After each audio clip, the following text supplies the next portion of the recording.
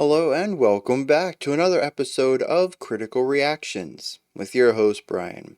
We're going to push forward with this week's theme of supergroups checking out the band Bloodbath, which is a combination of some members from OPETH and some members from KATATONIA. Now, it also had Dan Swano on drums when it started out. However, by this point in the band's career, Dan had dropped off the band and the OPETH drummer had joined in to replace him. So, very much just a mashup of KATATONIA and OPETH at this point. We do have Akerfelt on vocals, so I'm sure people are going to be interested in that. Let's dive into it. We're going to be looking at the track Hades Rising. See what Bloodbath is bringing to the table today. And we see how it sets us free. First reading. How it sets us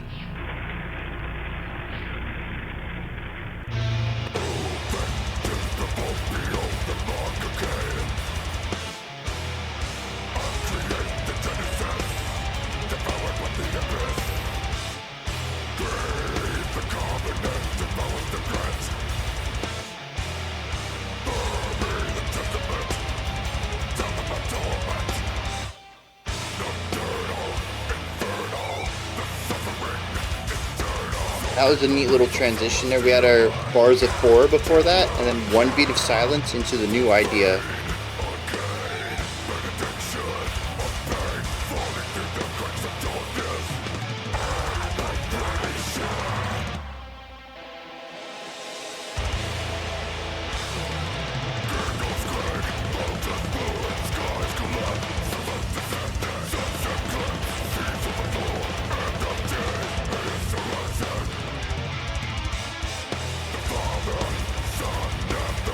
Okay.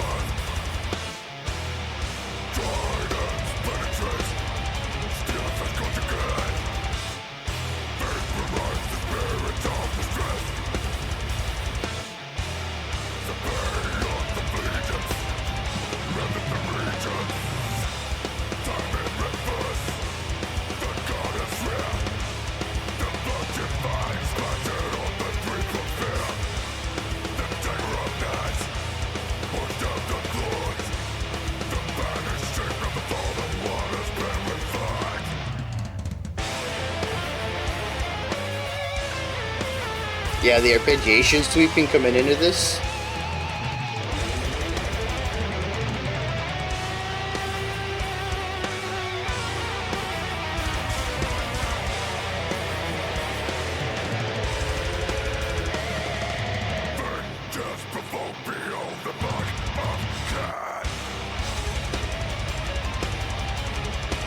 This band is not too interested in just sitting still for any amount of time.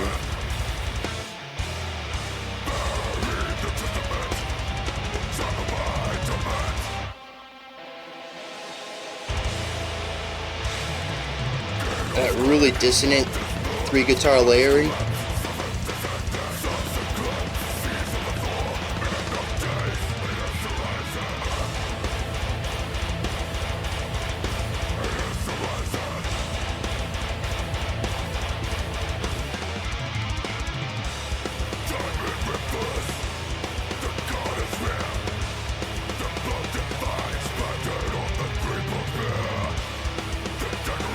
Oh, interesting. The vocals rush just a hair bit, and I like that. Oh, I thought it was over.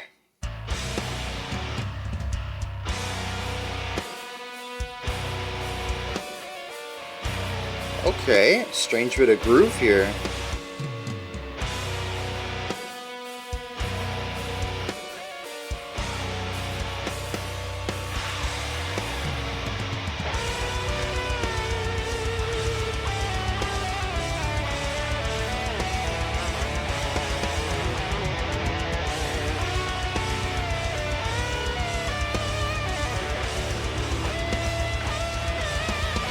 Yeah.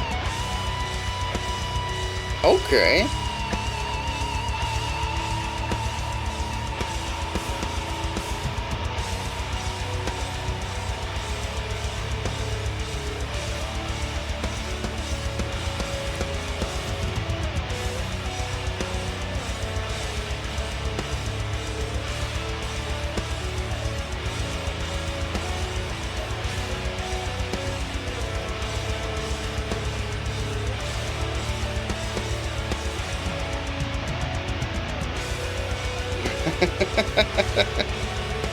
I don't know if I need to listen to more Katatonia, but this extended non sequitur ending feels very OPETH.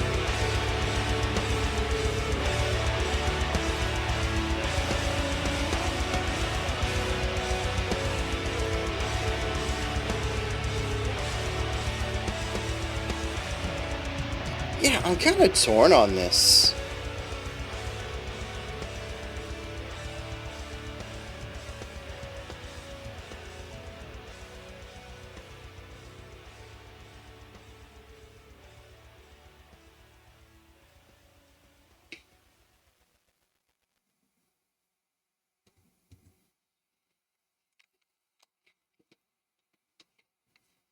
I want to like this. It has a lot of cool ideas to it. Just something never really clicks for me, and I'm not entirely sure what that is. It may just be that I need to spend more time with it. I don't know. Let's get to some more objective takes on this. This group does not want to slow down, ever. We sit in an idea for maybe 8 bars tops, and we're moving to the next idea. If they decide, okay, we're going to do this again, we're going to do another 8 bars of this idea, there's always something really interesting to tie the first loop to the second loop. Whether it is a wild drum fill, which kind of goes against a lot of traditional drum fills of usually just ramping up one level of speed. So instead of, if you were doing quarter notes, now you'd play eighth notes. Usually there's something a bit jazzier going on, some wild rhythmic ideas within the drum fills. The guitars will introduce noise, these quick 16th note runs of highly dissonant sound. The bass will just take prominence in the mix for like no reason other than that we need a punctuating idea here to start the loop over, to start the riff over. And so the bass will just get bumped up in the mix for a second to do something. There's always some idea pulling your ear away from the core sound, the core riff or the core fill or the core whatever, the core vocals. They don't ever want you to sit within one idea. They don't want you to get comfortable listening to one part of the song. And I find that to be really interesting because it provides a lot of interesting sounds to the overall soundscape. They could have very easily written the, like 6 riffs that are in here and then just played them in the order they go and called it a day. But they didn't want to be that standard. They wanted to make sure that your ear was constantly being pulled around in so many different directions.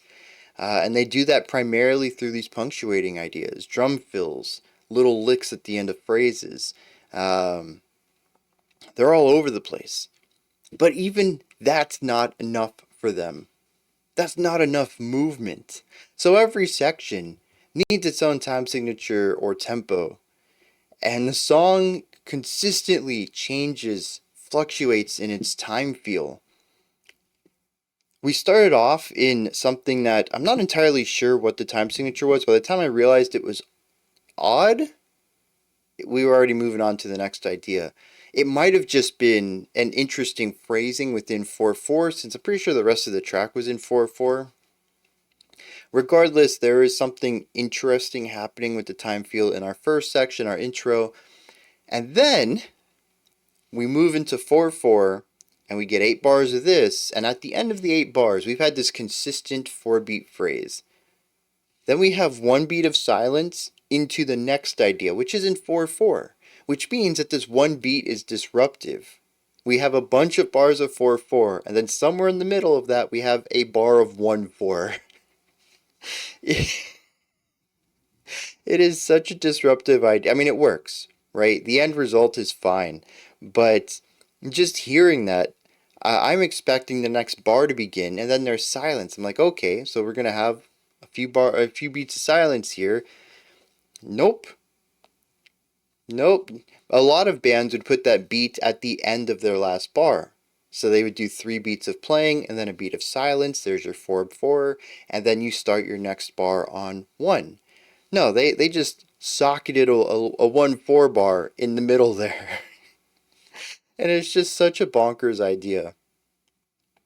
From here, though, we just have so many sections that speed it up 10, 15 BPMs. Not a lot, just enough to feel faster. Or we slow it down 10 or 15. Again, not a lot, just enough to invoke that feeling of dragging. We're now being pulled back. We're reining the sound in just a little bit.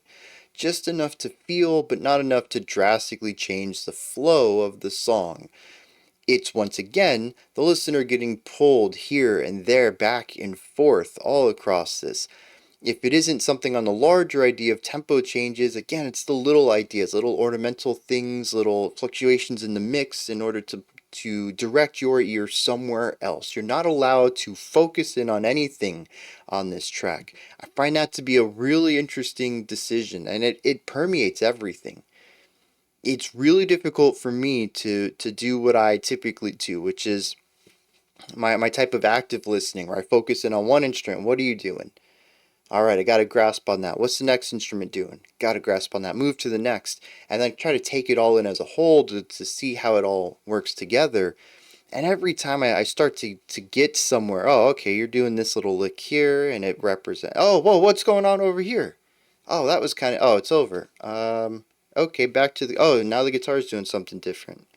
Well, if I don't listen to the drums soon, I'm going to completely miss what they're doing. And now I'm on to the, oh, did you check that bass out? What was it? What was that? And it's such a scatterbrained experience for me to listen to a song like this in this active listening mode, because it just doesn't ever want you to focus in on anything. And you really have to fight what the song wants you to do, how it's controlling you as a listener, in order to listen like this. And maybe the way that I approached this was not great for a first time. Like I mentioned, a lot of things on paper here kind of work for me, but the song, it was just fine. It didn't really grab me in any way, and I think it probably is because it was a frustrating listen, and it's because of the way I approached it. But that's how I approach every song on the channel. It's not how I approach every song on my own. When I listen casually, I do very little active listening on a first time, but people come here for analysis. I gotta put my active listening on, so sometimes songs don't like that. It's like being a critic and going into a dumb campy horror flick. If you're looking for thematic consistency or strong character arcs in a low budget slasher, you're watching the movie wrong. You might walk away with it not understanding why people enjoy it. So, yeah, I think that's where I was on this one, though. Just a bit too much of a critic, not enough of a listener. Yeah, that's actually, I think I'm glad I came to that conclusion. It makes me want to check it out one more time. Probably on my own when I'm done making this video. See how I feel if I just absorb it and allow the song to take me where it wants to rather than fighting it constantly.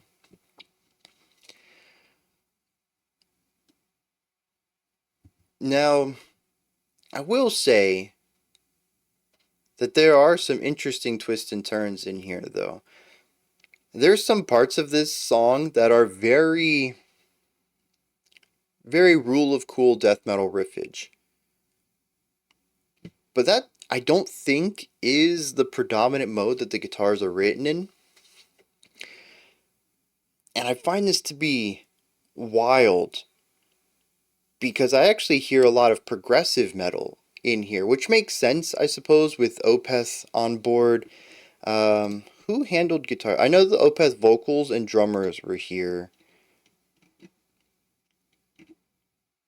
Bloodbath, Fathomless Misery. Yep, that's the album. So our guitarists are Anders Nystrom and Per Eriksson of KATATONIA. So none of our guitar work comes from OPETH. Curious about, oh no, the bassist is Jonas Renske, which is KATATONIA. I know that. So, yeah.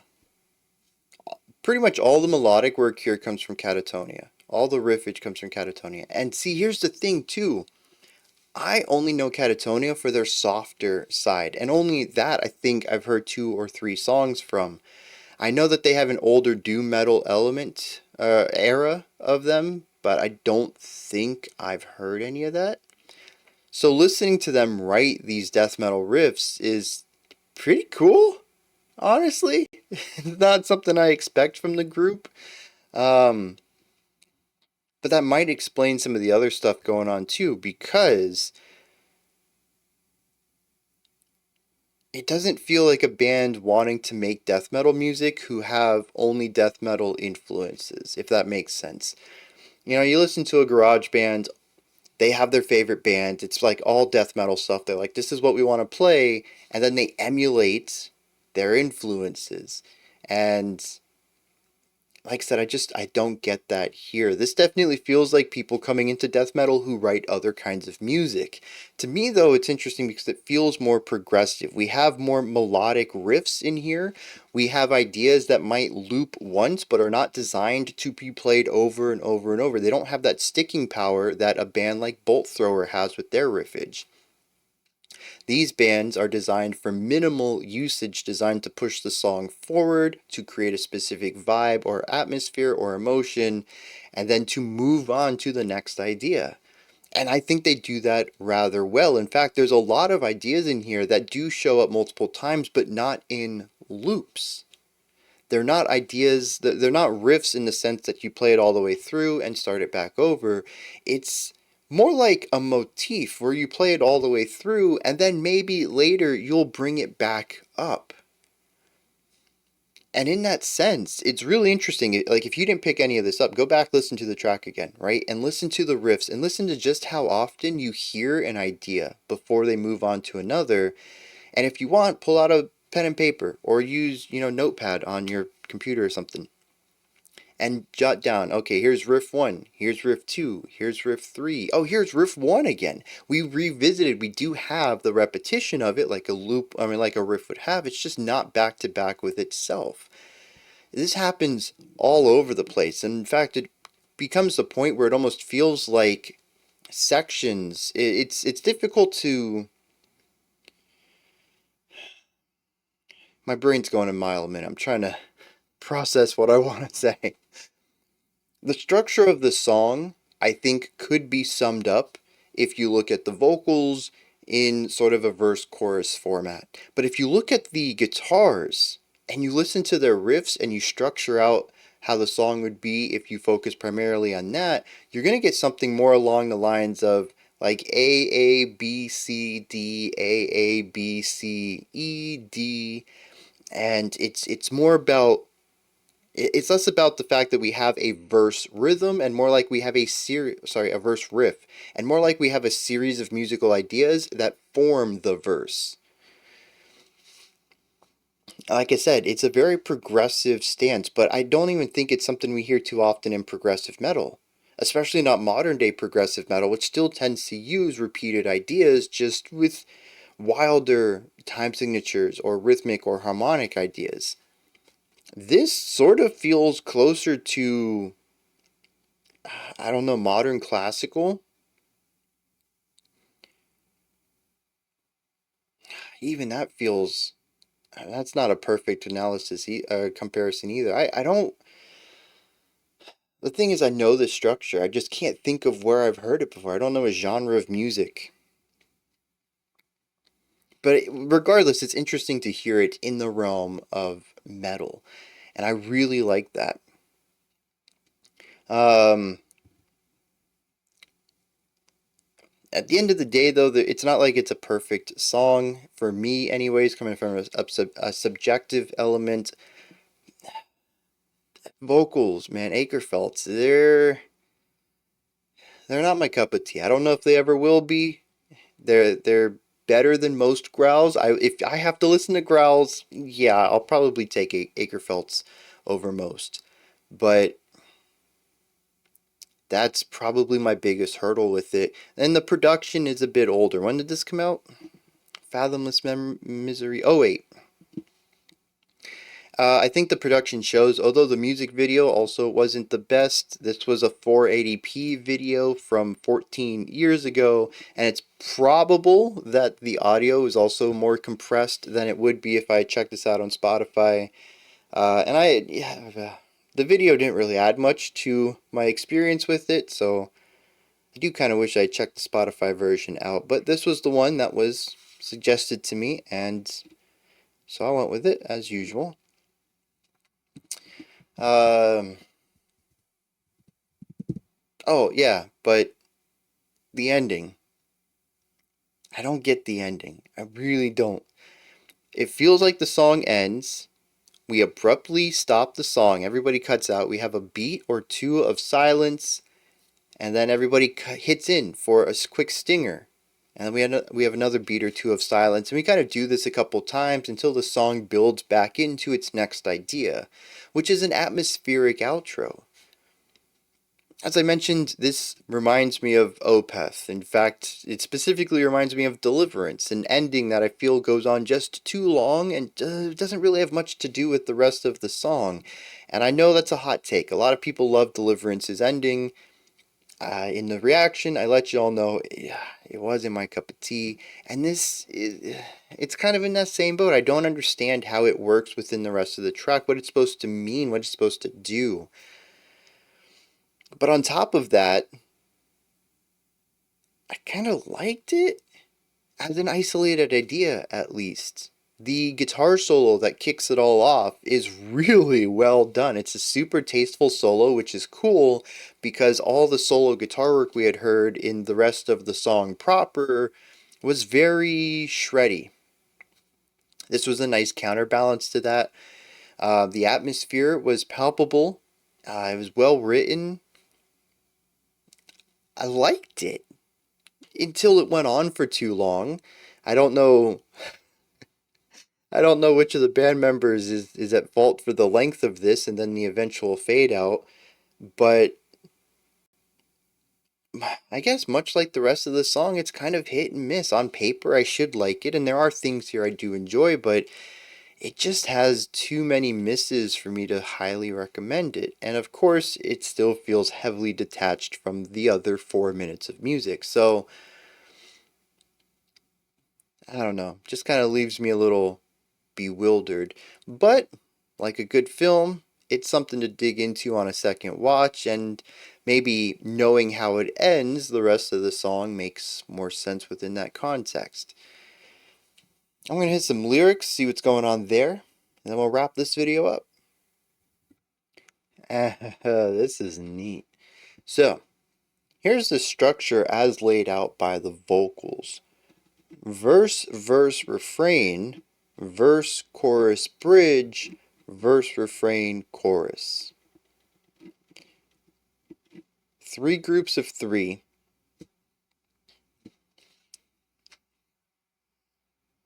And a differing structure in each of those groups of 3. That's just very interesting. And what I think is coolest too is that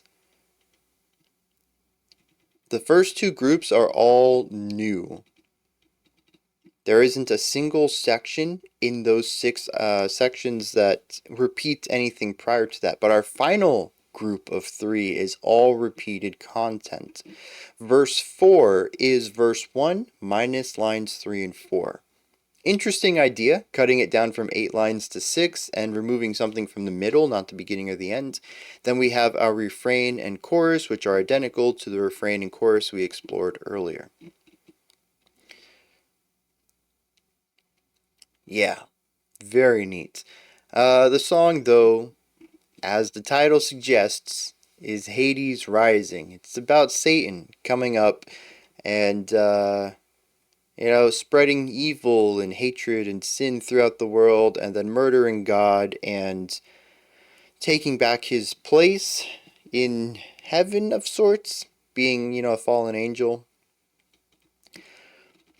The one part in here that really leads into that is... Oh yeah, the refrain and the chorus, which make a lot of sense going back to back at the end. I think it's interesting that they separate these two elsewhere in the track. But the refrain says, "Kingdoms quake, mountains move, skies collapse, sulfur descending, suns eclipse, seas overflow, end of days, Hades arising." So, yeah, I mean, the world is just all the natural disasters are happening at once because here comes Satan. And then the chorus says, "Time in reverse. God heads rear, the blood divine splattered on the three-pronged spear. The dagger of night, heart stabbed and cloaked, the banishing of the fallen one has been revoked." So yeah, Satan has reclaimed his place in heaven. He's no longer the fallen angel who's been cast out to hell. And he's finished the job that he did earlier, attacking God but failing, and becoming Lucifer instead of Lucifer, and finishing the job, going back to war a second time with heaven, but winning this time, and is no longer a banished one. From that perspective, I think it's interesting to see Earth crumbling, heaven being overthrown, and then the music taking on this darker atmosphere. Yeah, the ending makes a lot more sense within that context. Um, I do wish it would be a little bit smoother of a transition, but I think even the awkwardness of the silence and then the stinger and then the silence and the stinger for a couple of times kind of talks about, to me at least, like the moment when it happens, right? Assume for a moment that Christianity is real, if you don't already assume that. I would wager that if Lucifer ever killed God, I think everyone would feel that. They won't necessarily know what it is they're feeling, but the death of a deity, I assume, would cause a massive disruption in whatever spiritual energy might be out there. And I think people would notice that, but more particularly, I think the warriors, the people in the war, the angels and the demons would feel it. And it's one of those scenes in the movies when like a king or a ruler or a main character dies in the middle of a big battle, and like it feels like time freezes, and like people like might be like mid clash on swords, and then they'll just stop and like look. It's like everybody felt this moment. That's sort of what that moment feels like in the music. It's this disruption, this change, a shift in energy. Everybody feels it. The song cannot be the same from this point on, and from that point on, it's no longer about a battle. It's no longer about a war or an uprising. The battle's done. God's dead, bro. And so the atmosphere must change after that. Yeah, I'm coming around to that.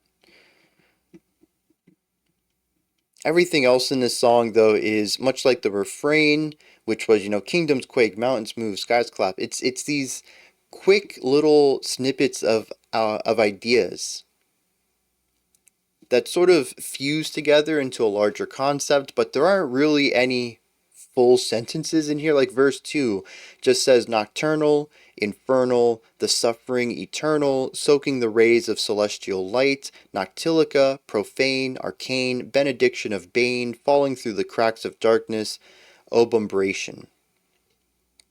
It's just these series of short phrases, and that's what a lot of the song is. Even the chorus, which has a bit more of a chronological narrative structure to it, is still just a series of phrases. And so that's what the song does well. It's not about telling the story. It's about trying to keep the pacing of this narrative. What does a battle between heaven and hell look like? A second battle between Lucifer and God.